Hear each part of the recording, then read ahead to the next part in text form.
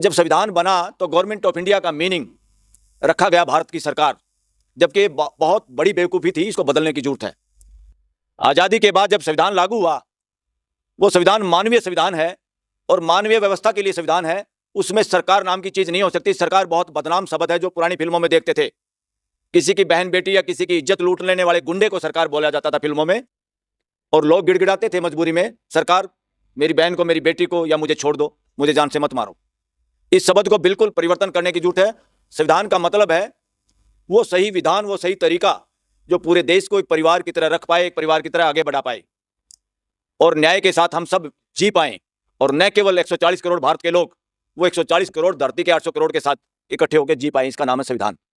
संविधान में जो अधिकार मिले हैं लोगों को, वो किसी की खैरात नहीं, किसी भगवान ने नहीं दिए, किसी और ठेकेदार ने नहीं दिए, किसी सरकार ने नहीं दिए।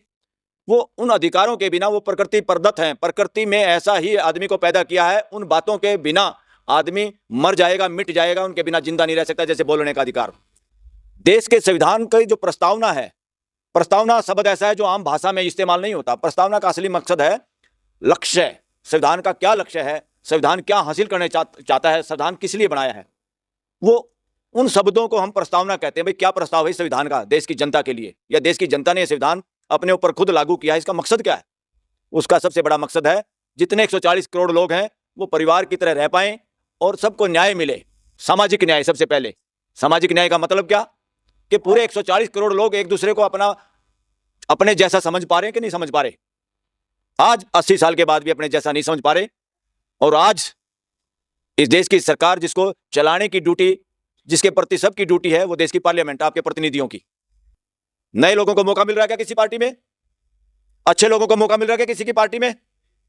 पार्टियों को दुकानों की तरह चलाया जा रहा है देश के अंदर, जो कि गैर संवैधानिक है।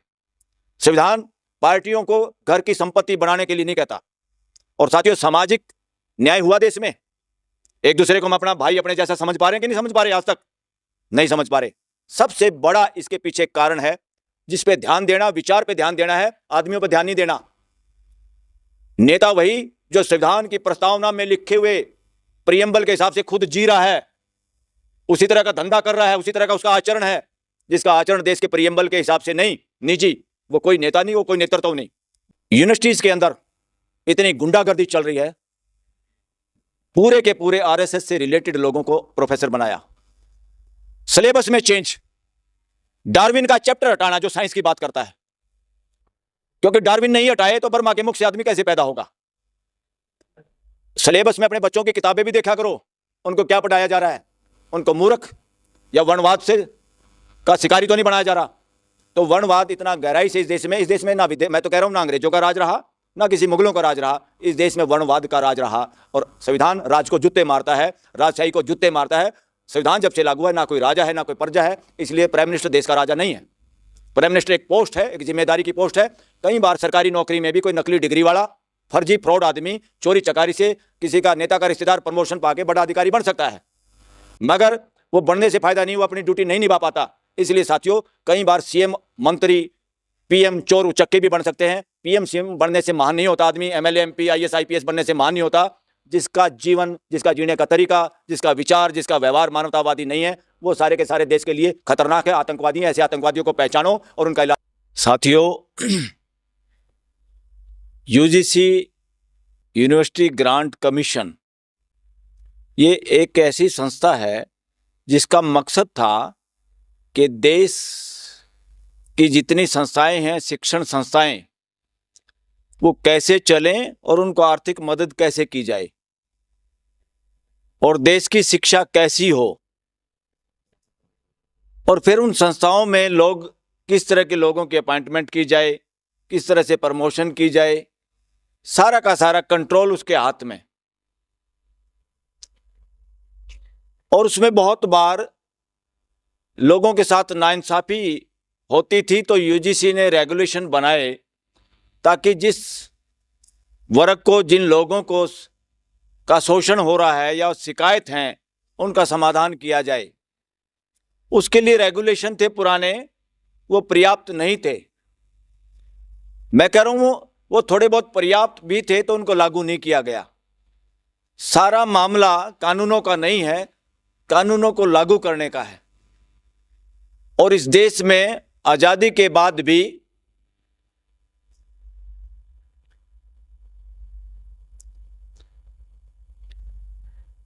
सरकार शब्द जो कि बहुत घटिया शब्द है, मैं इसको कहता हूं, इस देश में सबसे पहली खुरापात तो ये हुई कि जब संविधान बना तो गवर्नमेंट ऑफ इंडिया का मीनिंग रखा गया भारत की सरकार, जबकि बहुत बड़ी बेवकूफ़ी थी, इसको बदलने की जरूरत है।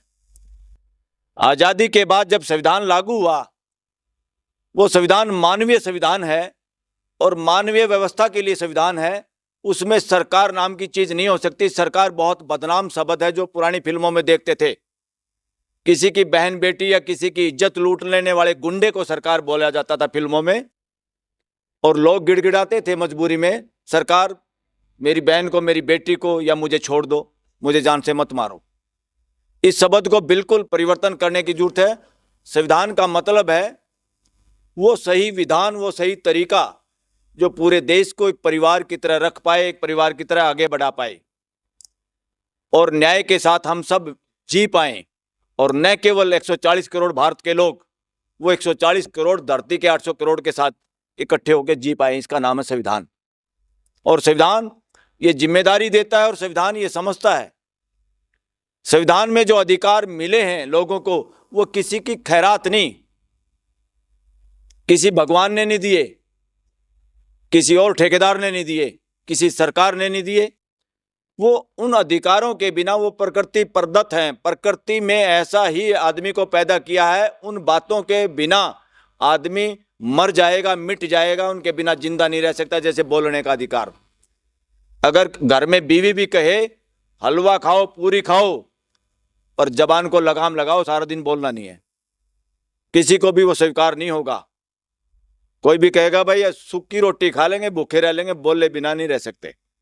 तो ये जो अधिकार हैं, ये तो प्रकृति में का स्वभाव ऐसा इंसान का, तो उस तरह से ये अधिकार मिले। तो यूजीसी में, यूनिवर्सिटियों में क्या गड़बड़ हो रही है? दो बहुत बड़ी गड़बड़ है जिस पे आप लोगों को ध्यान देना चाहिए।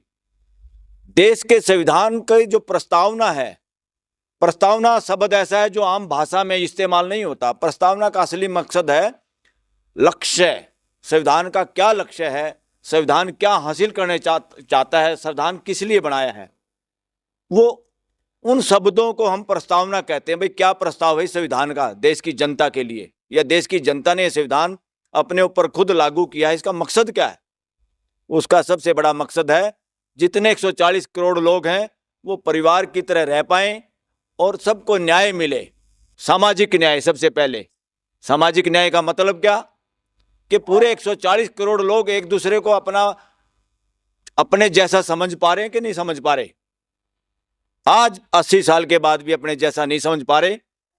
और आज इस देश की सरकार जिसको चलाने की ड्यूटी, जिसके प्रति सबकी ड्यूटी है, वो देश की पार्लियामेंट, आपके प्रतिनिधियों की।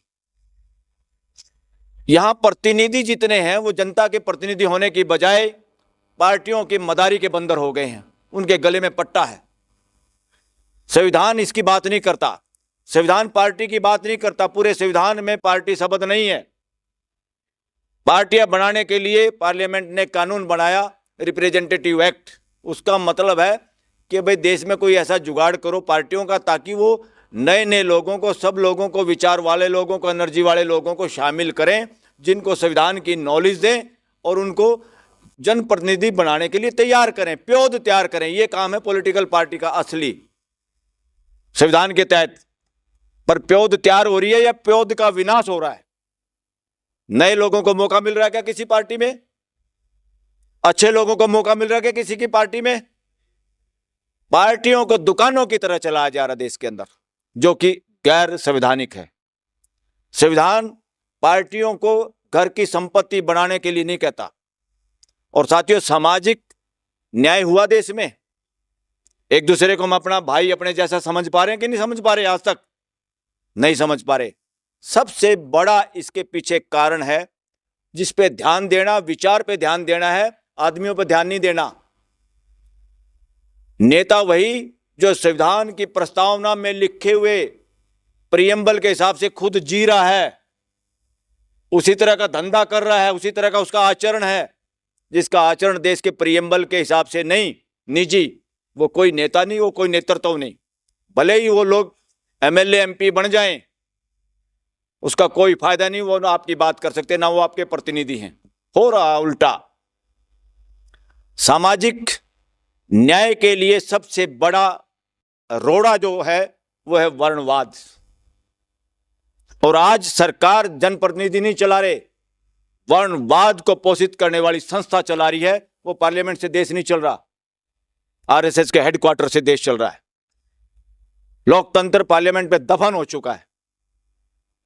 तो इस पे ध्यान देने की जरूरत है। विचारों के साथ, विचारों की परिपक्वता के साथ, विचारों की कसौटी पे आप जांचो अपने प्रतिनिधियों को। इस देश में कुछ कथा कहानियां चली, उसमें टीवी पे आता था, जब टीवी बहुत कम चलता था देश के अंदर, बहुत थोड़े लोगों के पास था। हमारे जैसे लोग भी खेस ओढ़ के देख के आते थे टीवी, ताकि कोई शक्ल भी ना देख ले, और टीवी देखने का भी मन होता था। उन दिनों में टीवी पे सीरियल चलाए गए, और वो सीरियल मैं कहूंगा देश के हिसाब से नहीं थे, देश के संविधान के हिसाब से नहीं। ये देश सेकुलर कंट्री का मतलब ये है कि देश का कोई अपना निजी धर्म नहीं है। लोग जिस बात की आस्था में मानते हैं वो लोगों का काम है, सरकारों का काम नहीं है। वहां पर एक प्रोग्राम से पहले रोज एक श्लोक आता था, जब जब धर्म यथा यथा धर्मस्य, इस तरह का, और वो बुजुर्गों को समझ में नहीं आता था। वो मेरे को एक दिन बोले, बेटा ये क्या कह रहा है, तेरी समझ में आवे है? मैं बोला, दादा ये कह रहा है जब जब धर्म की हानि होती है मैं आता हूं।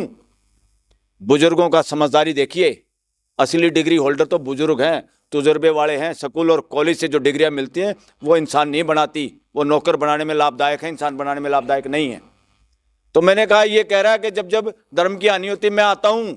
बोले यूं कौन सांड आवा है, इसे तो बटेऊ ने भी पीटा हम, जो मरने के बाद आता है। तो इस तरह की कथा कहानियों से हासिल क्या होता है?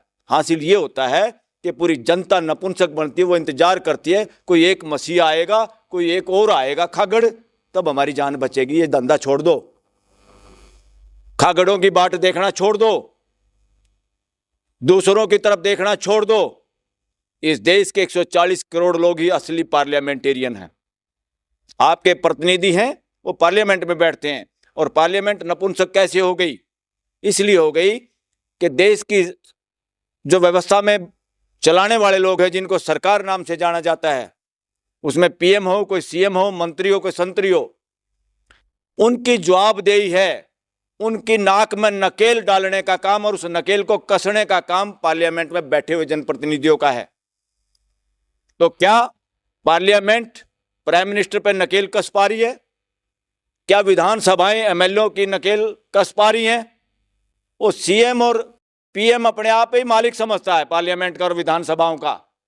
किसी भी स्टेट में देख लो, जो जनप्रतिनिधि हैं वो तो बीन बजाते हैं, बस खाली उनके इशारे पे नाचते हैं।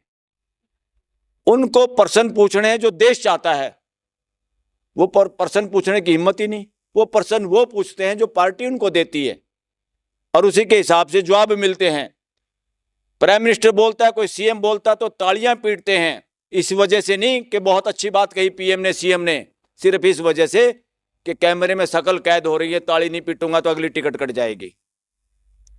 यही सारा गोरख धंधा चल रहा है। देश की पार्लियामेंट नपुंसक हो गई है, वो नाक में नकेल नहीं डाल पा रही प्राइम मिनिस्टर के। ऐसी विधानसभाओं का हाल है।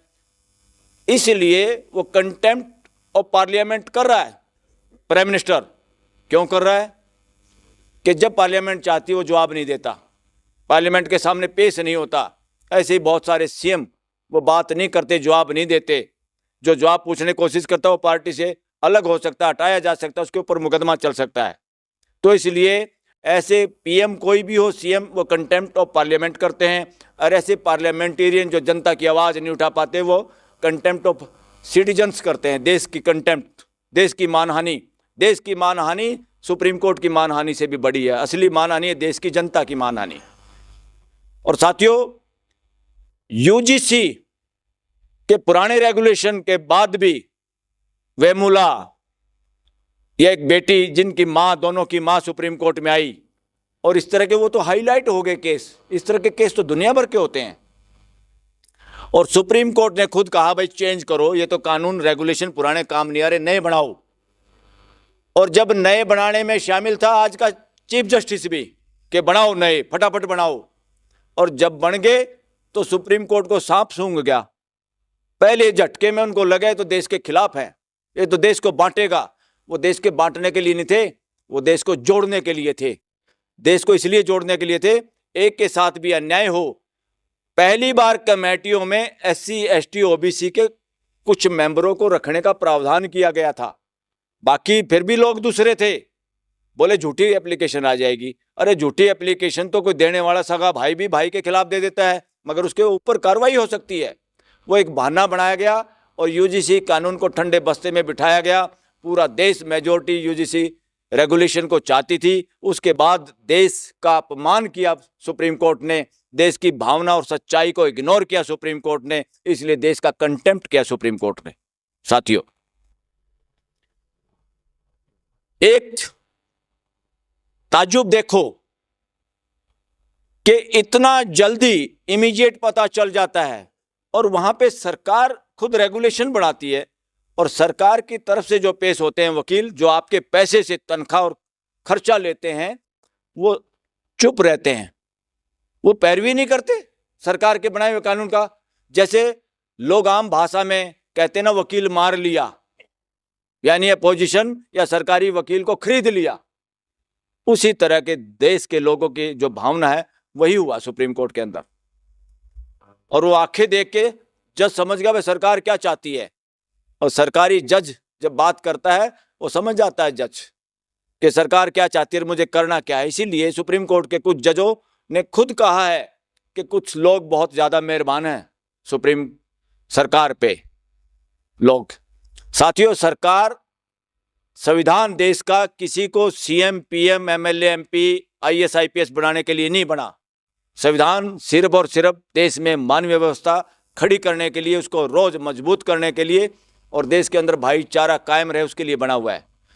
सोशल जस्टिस अभी तक बहुत अधूरा है। इकोनॉमिकल जस्टिस, हर आदमी कमा के खाना चाहता है। लोग कमाने से और काम करने से कोई नहीं कतरा रहा। लोगों के मौकों पे जानबूझ के डाका डाला जाता है, इसलिए देश में भेदभाव है, आर्थिक रूप से भेदभाव है। इसको हम इस तरह से नहीं पाट सकते कि कभी थोड़ा बहुत कर्जा माफ कर दिया, कभी निःशुल्क राशन दे दिया। इस निःशुल्क राशन का नाम भी बार बार प्राइम मिनिस्टर कहता है फ्री राशन, फ्री राशन। हमारे जैसे आदमी ने भी ट्वीट करना पड़ा कि बकवास बंद करो, फ्री राशन अपने घर से दे रहा है क्या? ये देश का उत्पादन है जो गोदामों में है, इस देश की धरती से पैदा हुआ है, इस देश के किसान और मजदूरों ने मिलकर पैदा किया हुआ है, और ये देश की संस्कृति है यहाँ के गाँव की। तुम्हारी वर्णवादी कुव्यवस्था की वजह से हमारा एक एक गांव में जातिगत भेदभाव को पक्का करने का षड्यंत्र चला और लोग उसके शिकार हुए। और मैं कहना चाहूंगा इवन SC समाज में भी आपस के अंदर ही अंदर हम सब वर्णवादी कुव्यवस्था की मानसिकता से ग्रस्त हैं। ये उदाहरण मैंने खुद देखा है। मैं बाई चांस 90 में मौका मिला गांव का यूनानिमसली सरपंच होने का, तो जहां पंच चुनने की जिम्मेदारी भी डाली गई गांव ने, तो हमने पंच भी अपने चुने। एक पंच मेरे अपने खास दोस्त जो BSF में था, गुजर गया, वहां शहीद हो गया, क्लास फेलो, जिसके घर मुश्किल से एक आधा दिन गुजरता होगा मैं जब उसके साथ या उसके घर नहीं जाता हूँगा, उसके परिवार के साथ बैठना, खाना पीना भी साथ में। वो जाटव समाज जिसको यूपी में बोलते हैं, हरियाणा में दूसरा समाज बोलते हैं, उस समाज से था। उसके बड़े भाई को भी हमने पंच बनाया, वो रिटायर्ड था PND डिपार्टमेंट से, पोस्टल डिपार्टमेंट से। मैंने कभी चाय अपने घर नहीं पी मॉर्निंग की। जब मैं गांव में जाता था तो चाय के बजाय दूध ही मिलता था, सेहत भी अच्छी होगी थी। तो मैं वाल्मीकि मोहल्ले में जब जाता था, जो ब्राह्मण पंच था वो मेरे कान में कहता था, बेटा मेरी जात मत बिगाड़ना, मैं तेरे साथ चला रहूंगा, मुझे खाट में बैठने को भी नहीं कहिए, मैं खड़ा रहूंगा। मेरा नाई पंच ये कहता था कि भाई मैं नहीं चलता, मैं थोड़ा दूर खड़ा रहूंगा। और ज़्यादा ताज्जुब मुझे जब होता था, वो सरकार से रिटायर्ड आदमी, मेरे अपने दोस्त का भाई, वो मेरे से हाथ पकड़ा, मैं उसका हाथ पकड़ता तो छुटा के भागता था, क्योंकि उस मोहल्ले में बहुत खुशी की लहर दौड़ती थी। वो चाय बनाते थे और मैं चाय वहां पी के आता था। ये हाल है हमारा सबका। ये कुव्यवस्था कहां से घर कर गई कि हमने ठेकेदारी कहां से ले ली, मैं बड़ा तुम छोटे, और ये सारा का सारा बड़ी संस्थागत तरीके से इस देश के अंदर हुआ और आज भी जारी है, और उसी का पोषण चल रहा है नागपुर से। सरकार बाहर से चल रही, पार्लियामेंट से नहीं चल रही, और पार्लियामेंट के प्रति कोई जवाबदेही नहीं हो रही। तो साथियों, विचार वर्णवाद जहां भी झलकता है, समझो वो भाईचारे के पक्ष में नहीं है। भाईचारे के पक्ष में जो कुछ है वही न्याय है। न्याय का मतलब कोर्ट करती हैं, न्याय दिखाई देना चाहिए, कुछ नहीं, यह अधूरी डेफिनेशन है। न्याय का मतलब है न केवल उन लोगों को जिनके खिलाफ आपस में मुकदमे थे वो सारे खुश हों, पूरा देश या समाज इसको भी पता चले कि इनका मुकदमे का हल हुआ है और भाईचारा पुनर्स्थापित हो गया है, वो न्याय है। तो हर काम, चाहे हम प्रोफेशन में कुछ काम करते हैं, चाहे बिजनेस करते हैं, चाहे नौकरी करते हैं, चाहे मजदूरी किसानी करते हैं, अगर मेरे काम से भाईचारा बिगड़ता है तो मैं अपराधी हूँ, मेरे काम से भाईचारा बढ़ता है, बरकरार रहता है, तो मेरा जो सारा काम फिट है। तो इस भावना से, इस विचार से, और यही विचार भारत के संविधान का विचार है। भारत के संविधान का विचार ज़्यादातर वो बातें कि पूरे अस्तित्व को समझना है, किताबों को नहीं समझना, अस्तित्व को समझना। उसकी व्यवस्था ऐसी है जो सबके लिए बराबर है। पूरी मानव जाति एक जैसी है, हार्डवेयर में फर्क है, सॉफ्टवेयर एक ही जैसा है। सड़क पे बाहर किसी बच्चे को पीटते हुए लोग दिखाई दें, आप तुरंत सारे के सारे लोग बोलोगे कि भाई और मत मारा छोरे को। चाहे वो ये भी कह दे कि इसने चोरी कर ली, पॉकेट मार ली, तब भी कहेंगे ना भाई बच्चा है, इसको मत मारो। ये सॉफ्टवेयर पूरी मानव जाति का एक है। और राष्ट्रवाद सबसे बड़ा आतंकवादी नारा है साथियों। आज राष्ट्रवाद से काम नहीं चलना।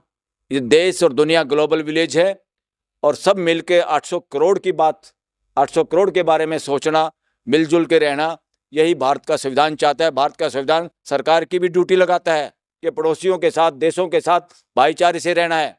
और हमारा देश ने तो एक बहुत घटिया विश्व गुरु बनने चले थे। ये गुरु घंटाल का मतलब क्या है?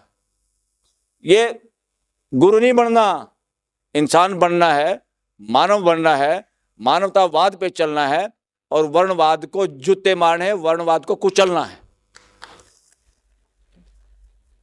एक बात कह के फिर मैं बंद करूंगा। यूनिवर्सिटीज के अंदर इतनी गुंडागर्दी चल रही है, पूरे के पूरे आरएसएस से रिलेटेड लोगों को प्रोफेसर बनाया, सिलेबस में चेंज, डार्विन का चैप्टर हटाना जो साइंस की बात करता है, क्योंकि डार्विन नहीं हटाए तो बर्मा के मुख से आदमी कैसे पैदा होगा। सिलेबस में अपने बच्चों की किताबें भी देखा करो, उनको क्या पढ़ाया जा रहा है। उनको मूर्ख या वर्णवाद से का शिकारी तो नहीं बनाया जा रहा। तो वर्णवाद इतना गहराई से इस देश में ना मैं तो कह रहा हूं ना अंग्रेजों का राज रहा, ना किसी मुगलों का राज रहा, इस देश में वर्णवाद का राज रहा। और संविधान राज को जूते मारता है, राजशाही को जूते मारता है। संविधान जब से लागू है, ना कोई राजा है ना कोई प्रजा है, इसलिए प्राइम मिनिस्टर देश का राजा नहीं है। प्राइम मिनिस्टर एक पोस्ट है, एक जिम्मेदारी की पोस्ट है। कई बार सरकारी नौकरी में भी कोई नकली डिग्री वाला, फर्जी फ्रॉड आदमी चोरी चकारी से किसी का नेता का रिश्तेदार प्रमोशन पाके बड़ा अधिकारी बन सकता है, मगर वो बनने से फायदा नहीं, वो अपनी ड्यूटी नहीं निभा पाता। इसलिए साथियों, कई बार सीएम, मंत्री, पीएम चोर उचक्के भी बन सकते हैं। पीएम सीएम बनने से महान नहीं होता आदमी, एमएलए एमपी आईएएस आईपीएस बनने से महान नहीं होता।